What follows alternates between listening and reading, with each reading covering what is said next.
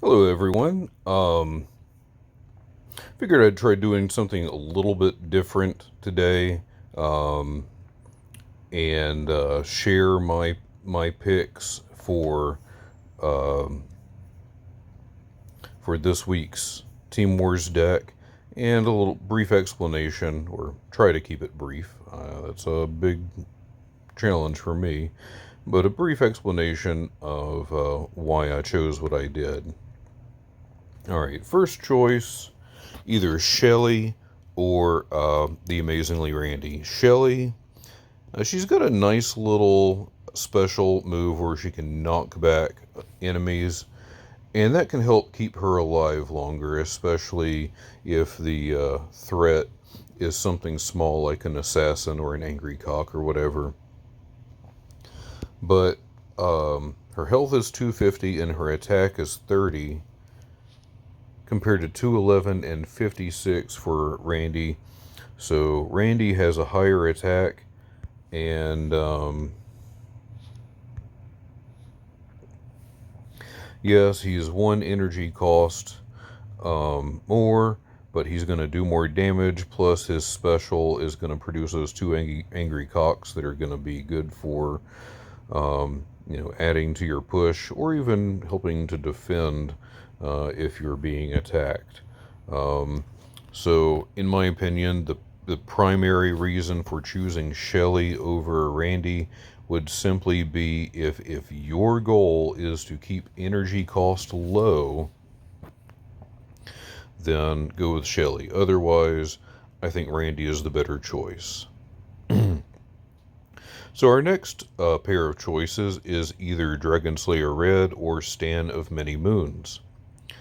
Um, and we're gonna have at least two tanks to deal with this coming up weekend, and so DSR is really going to be good for cutting through those tanks, especially um, Mr. Slave, because of his healing ability. It can be difficult to break that if you don't have someone with a high attack or a special ability like hers. So take your pick. If you really like DSR, then go with her. There's really good arguments to be made for her in your deck. But overall, I think that, especially considering they're the same cost, Stan of Many Moons special ability is just going to be better overall. You can use it multiple times, theoretically at least, and it can be used for breaking. I'm pretty sure that if Mr. Slave is in range and he's already taken enough damage to where he's right at 50% health, I believe that's going to do enough damage to break that so you can take him out. Not to mention, it's going to take out assassins and angry cocks and, help finish off already weakened enemies on the field. So, especially if you pair him with Mr. Hanky so you can get his ability off multiple times, he's really going to be a valuable player. Our next choice is going to be Lightning Bolt or um, or Tower Defense. Now, this is again another one of those choices where both are good. And if you like one over the other and disagree with my pick, then go with what you like. Because either one is going to be very valuable. Lightning Bolt, of course, you're going to be targeting specific characters, which you may or may not be able to take out with Lightning Bolt, depending on the level of the character you're targeting and the level of your Lightning Bolt. So that's definitely something to keep in mind. It's a rare card, so it's going to be at base level 3. Now, if you've got plenty of members on your team getting uh, caps to level up your cards, then, that's probably not going to be a real big issue. But, if you're going to be picking Lightning Bolt, you're going to want to make sure you're leveling that up at least to 4, probably 5, maybe even 6, depending on your ability to do so, to make sure that it's actually going to be able to do what you want it to do. And clearly, Stand of Many Moons is a lightning rod for good reason, because there's no power bind this week. So Lightning Bolt is really going to be probably your best bet for taking him out in a hurry. And that is probably the number one reason to have Lightning Bolt in your deck. But two others that would also be Lightning Bolts would be Inuit Kenny and arguably Buccaneer Baby, because she can be dangerous. But I also like Castle Defender, because for one thing, he's going to be able to take out a lot of these assassins himself, especially if your opponent has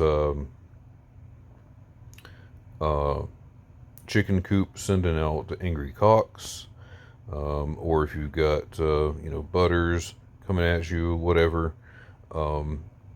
That's really going to help. Not to mention, if you like that slow push strategy, then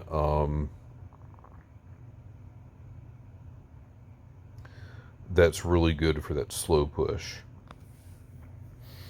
But again, I'm honestly kind of on the fence on this one. Also, if you're trying to keep the cost of your deck low, I'm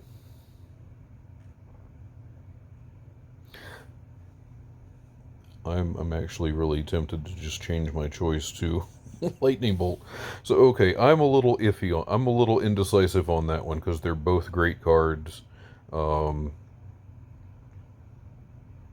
Take your pick, but you're probably going to want to use that for Stand of Many Moons or Inuit Kenny, maybe Buccaneer Baby. Now, this, to me, the next one is a lot more clear cut. Officer Barbrady. He's a 5 cost compared to a 4 cost for Sheriff Cartman. So, if you're trying to keep the cost of your deck low, then by all means consider Sheriff Cartman. He's not a bad card, but for the cost of Officer Barbrady, he is a sturdier, he has more HP, and his Death Wish is really good for taking out the smaller characters like assassins that are probably still in the area. And even if it doesn't take out the bigger characters, it's still going to do a pretty significant amount of damage. Well worth the extra cost. Now our next two are Dark Mage Craig and Buccaneer Baby. And I'm going to say it again, if your primary goal is to keep the cost of your deck low, by all means go with Dark Mage Craig. One thing I like about Dark Mage Craig is that his rate of attack is pretty high. So that can be useful for getting out hits more frequently. And so he's got a decent DPS for that reason, even though his attack is not particularly high. It's 35. And his War Cry, if you time it right, can be really helpful and change the tide of the match, either to help you defend against a push or to help break through the defense of your enemy if you're approaching the enemy new kid. So it's valuable if you time it right, but it's not the best War Cry. Buccaneer Baby, though, clear winner in my opinion. her DPS is much better because her rate of attack is, her damage is higher, but once she takes out 1, 2, 3 enemies, her DPS just goes through the roof, and she will be tearing through the competition. So, you know, make sure you put her behind a good tank and keep her alive, and you know, she's gonna help that push go on through for the win. Okay, next pick is your next tank option. Now again, it's really hard to go wrong with either one of these guys. Um, Both have a 5 cost. Um, but now Murph has a clear advantage on hit points, so he's sturdier in that regard. So even if DSR hits him, he is still gonna last a little bit longer. Now, Mr. Slave, he's gonna take the punishment. I mean, angry cocks are not gonna do anything to him, and man, that sounds really dirty, I know. But they're not gonna take him down. And even hard hitting assassins like Paladin Butters might not be able to take him down if his level isn't high enough. So, but really, especially if you're higher up in competition, you really want to make sure that your Mr. Slave is at least level 4, probably level 5. But DSR is going to make short work of him. But the overall reason that I went with Big Mesquite Murph as my choice is for the offensive potential. Yes, he's a tank. Yes, he's going to be good for defending. He's going to be good for a slow push. But when you're doing that slow push and you clear the path and you see that opportunity, use his charge ability and target the enemy new kid. Very often you're going to be able to take a bar. Honestly, if you play your cards right, maybe even a couple. Now, you don't have any attack buffs in this deck that are going to make him super dangerous, but once he connects with the enemy new kid, he's going to be a real pain in the butt for your enemy. So, just for the offensive potential of Mesquite Murph, he's my pick. Next choice. Chicken Coop or Aerostorm. They're both good cards. No doubt about it. Chicken Coop is definitely going to be good for adding additional small units to your push, or just keeping the enemy busy for a while. Of course, you got to be careful with that because, depending on what unit your enemy plays, it could backfire. Like, for example, if they put out Buccaneer Bebe to defend against Chicken Coop, then basically you're just adding fuel to the fire that your opponent is just going to turn back on you, man, because you fuel her by letting her kill those angry cocks, and her attack is just going to go through the roof. You don't want to feed your opponent's attack like that. So just be careful if you pick Chicken Coop. It could easily backfire on you this time around. Aerostorm, as far as I'm concerned, is the clear winner here. Going to be able to take out those assassins. It's going to be able to deal with Butters. It's going to be able to deal with Inuit Kenny or Hanky or any of the angry cocks. So again, Just clear winner. Um, Pigeon Gang. Okay, Pigeon Gang, under some circumstances, can be awesome because when you got all of them out there, they're gonna have really high DPS, and they can just chew away the health at even the biggest tanks, and take them down in a hurry, no doubt about it. But the problem with them is they don't have a lot of health, and they're easy to take out. I mean, you're going to have at least three, maybe four ranged units that you are going to be facing that could pick them off. You've got Stand of Many Moons special ability, you've got Arrow Storm, and of course you've got Labard Jimmy. Any of those things can easily take down Pigeon Gang, and you've basically just wasted 4 energy and have nothing to show for it.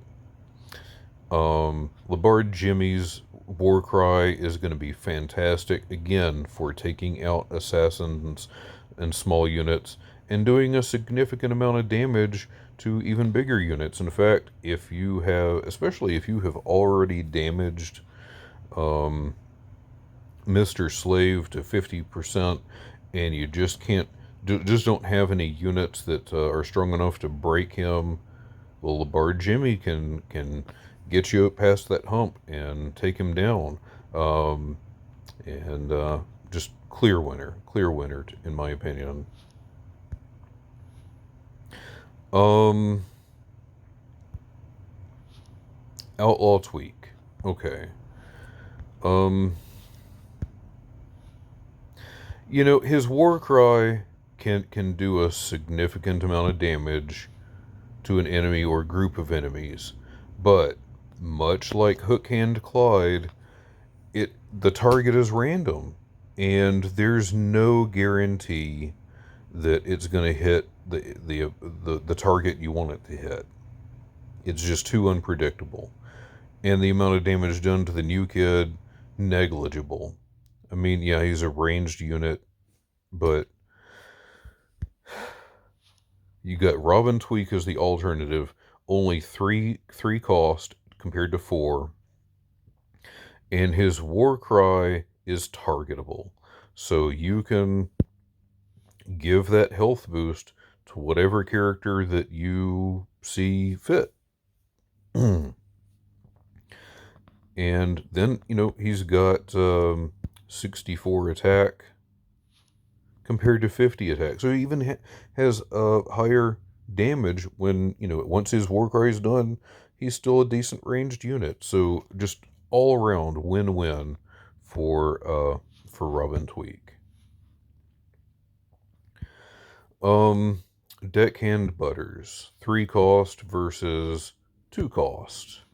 Deckhand Butters' war cry is, Death Wish is that he's going to heal the closest damaged ally. Now that can be really useful. There's no doubt about it. He'll even heal your new kid. So, he's a good card. But Paladin Butters, slightly more damage. Their stats are pretty close. Slightly more damage. But the Death Wish really, really can be useful. Like, take for example, your new kid is getting attacked. Well, you can throw Paladin Butters in the way to take the heat and make your new kid invincible. Or if you're doing a push, you can send him ahead to take the heat, get killed, and protect your attacking unit for 3 seconds, which might be just long enough to take a bar. The only downside to Paladin Butters compared to Deckhand Butters is the slower rate of attack. So, he's not quite as good at countering, or at least you have to be a lot more tight with your timing to counter properly. Um, but overall, better choice. Um, Hanky versus Inuit Kinney. Now, this is another one that's really easy to be on the fence with. And, if the other choices in this week's deck were different, I might be more inclined to go with Inuit Kinney because, first of all, if your opponent's coming at you with Inuit Kinney, well, Inuit Kinney is a good trade. Because at the very least, it's an even trade um, in that case. But he's also going to be fantastic for taking out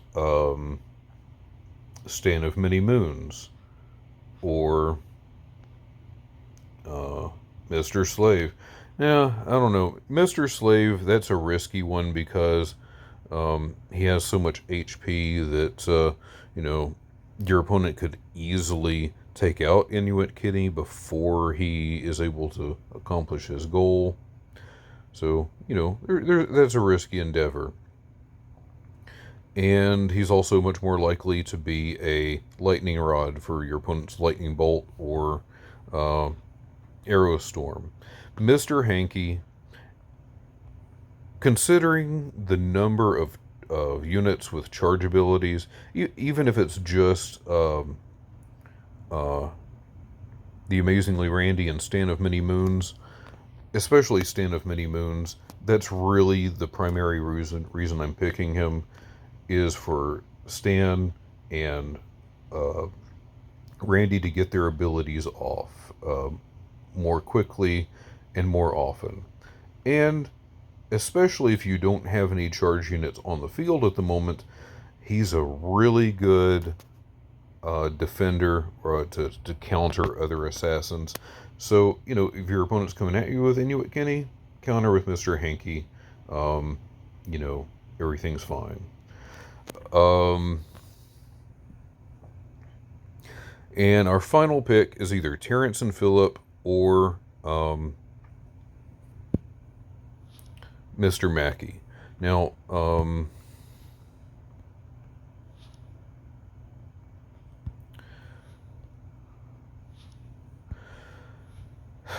either one is really good. Mr. Mackey is fantastic for defending your new kid because he um, strengthens the new kid zap. So, yeah, that's great.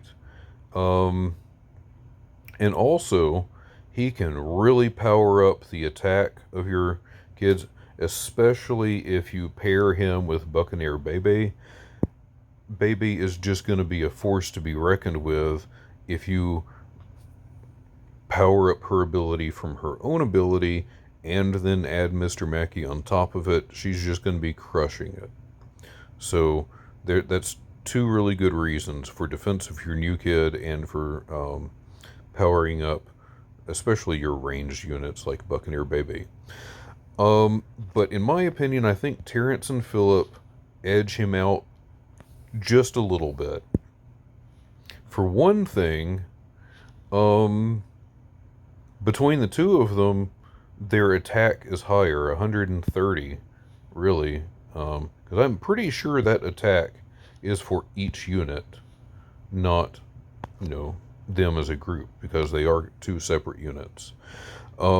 Terrence and Phillip are great for defending your new kid, especially against Inuit Kenny, because, well, if you defend against Inuit Kenny with Terrence and Phillip, only one of them is going to die, in all likelihood. And then you still got another one going off to hopefully accomplish something useful. But Terrence and Phillip are good both for offense and defense on their own without having to be combined with another unit. Because Mr. Mackey, he's a good defending unit, he's a good boosting unit, but he's just kind of mediocre as an offensive unit by himself. So if he starts advancing on the field and he's not coupled with someone he pairs well with, well, it's just kind of a mediocre thing, and you're probably not going to get a lot of mileage out of him. Anyway, so those are my thoughts um, on the clear picks and the ones that are kind of iffy, and either one is really a good choice. So I hope that is helpful, and I'm sure I was not as brief as I would have liked, but let me know what you think. Do you like me going over the picks of the week, and is that useful? If so, let me know, and I'll be glad to do these videos every week. Otherwise, if you think it's just long and rambly and not useful, let me know that too, and I won't bother wasting my time on something nobody finds useful. So I look forward to the feedback, and y'all have a great week.